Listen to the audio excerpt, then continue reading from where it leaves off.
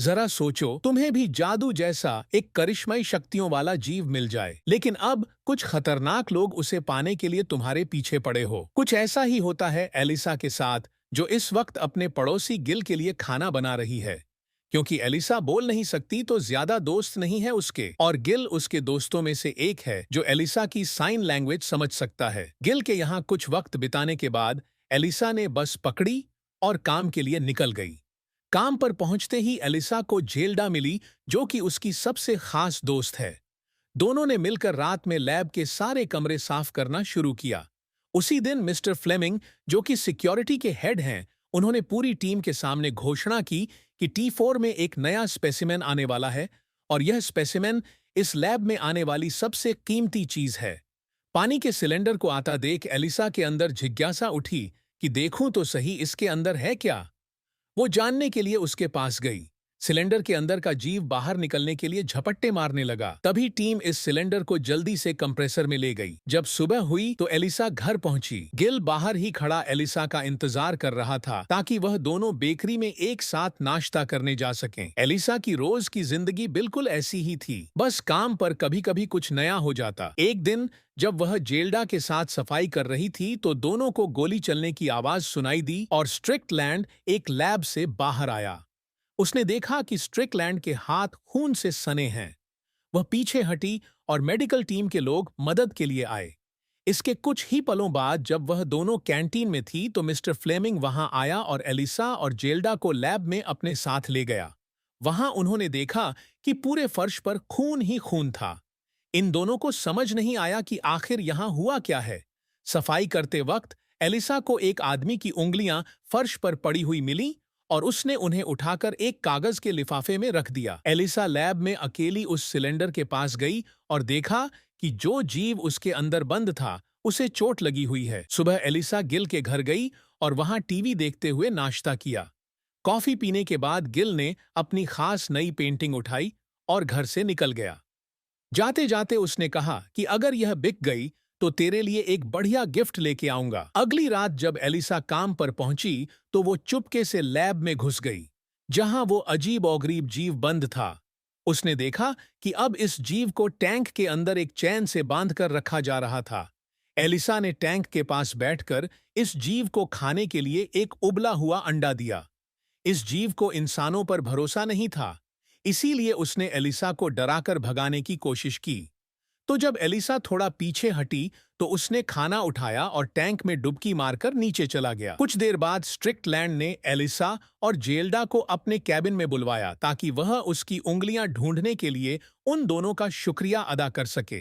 3 घंटे बाद उसकी उंगलियां कुछ हद तक ठीक हुईं और वह नहीं जानता कि उसका हाथ दोबारा काम करेगा या नहीं। तभी स्ट्रिकलैंड ने देखा कि एलिसा की गर्दन पर पंजे का निशान है। जेल्डा ने बताया कि यह निशान तो इसे बचपन से है। स्ट्रिकलैंड अब काम की बात पर आया। आज से एलिसा और जेल्डा की जिम्मेदारी है उस जीव के कमरे को साफ करना और सफाई करते ही इन दोनों को यह कमरा छोड़कर निकलना होगा, क्योंकि यह जीव बहुत खतरनाक है। स्ट्रिकलैंड को यह जीव साउथ अमेरिका की एक नदी के किनारे मिला था और इस जीव को उसके घर से इतना दूर लाया गया, इसीलिए वह बहुत चिड़चिड़ा और गुस्सैल हो गया है। उसके हिसाब से अमेज़न के आदिवासी इन जीवों को प्रकृति के देव मानते हैं, लेकिन स्ट्रिकलैंड के हिसाब से यह सिर्फ एक अजीब और गरीब प्रजाति है, जानवरों की और कुछ नहीं। एलिसा ने अब इस जीव के और करीब जाने की ठान ली। अगले दिन वह एक अंडे के साथ साथ गाना चलाकर इस तालाब के पास बैठकर अपना सैंडविच खा रही थी। धीरे धीरे यह जीव एलिसा के पास आया और एलिसा ने उसका भरोसा जीत लिया। कुछ हफ्तों बाद वह दोनों अच्छे दोस्त बन गए और साइन लैंग्वेज से एलिसा ने उस जीव को समझाया कि इंसान कैसे जीते हैं। एक दिन जब एलिसा सफाई कर रही थी तो डॉक्टर रॉबर्ट इस जीव और एलिसा की दोस्ती देखकर हैरान रह गया। रॉबर्ट समझ गया कि यह जीव इंसानों से बात कर सकता है। रॉबर्ट तुरंत जाकर म्यूल कोवी से मिला, जो कि एक खुफिया रशियन एजेंट है। वह अमेरिका में रहकर यहां चल रही सभी चीजों की खबर अपनी सरकार तक पहुंचाता था। उसने कहा कि हमें तुरंत इस जीव को अपने काबू में लेना होगा। उधर जब एलिसा काम पर पहुंची तो वो छुप छुपा कर लैब में चली गई, लेकिन वहां उसने अपने इस नए दोस्त को बुरी तरह से घायल देखा। उसने इस जीव को आजाद करने की कोशिश की, लेकिन उसके हाथ से एक अंडा गिर गया। तभी किसी के आने की आवाज आई और एलिसा छुप गई। जल्द ही स्ट्रिकलैंड वहां आया और उसने करंट देने वाला हथियार उठा लिया। साथ ही वह इस जीव को बार बार चिढ़ाने की कोशिश कर रहा था और जैसे ही यह जीव गुस्से में आया तो स्ट्रिकल ने अपने हथियार से उसे करंट मारा। एलिसा से अपने दोस्त की चीखें सुनी नहीं जा रही थीं। हमला करते हुए स्ट्रिकल ने जमीन पर पड़ा अंडा देखा तो वह समझ गया कि कोई तो इस जीव को खाना खिला रहा है। तभी वहां जनरल थॉयटी आया और इस जीव को देखकर वह हैरान रह गया जिसे इन साइंटिस्ट्स ने पकड़ा है। वो लैब में खून ही खून देखकर पूछने लगा कि यहाँ क्या हो रहा है। ट्रिकलन ने बताया कि वह इस जीव को काबू करने की कोशिश कर रहा है। रॉबर्ट ने बताया कि यह जीव दो बिल्कुल अलग तरीकों से सांस ले सकता है, जिससे यह धरती और पानी दोनों में जिंदा रहता है।